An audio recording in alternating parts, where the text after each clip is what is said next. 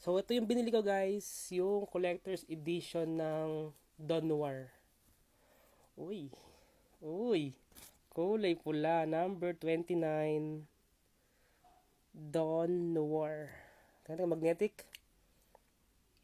Uy, kulay pula, may cross. Pero, amin natin. Pwede na to.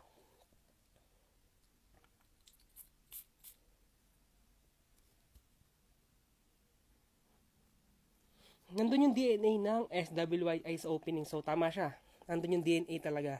Yung sweetness niya ng isang SWI. Wala kasi yung idea sa DNA ng Herod. So, alam ko sweet scented din siya na pan nighttime. So, pasok sa akin to guys. Pero yan guys, siguro update ko na lang kayo sa mga susunod na araw kung maganda ba siya, maganda longevity, maganda performance sa akin. Pero presentation, bote, opening niya, 9 out of 10 para sa akin to. Papakamay ko na lang sa girlfriend ko siguro by sa mga susunod na araw. Pero yun guys, isa ako sa mga maswerteng nakakuha ng Don Noir na Collector's Edition.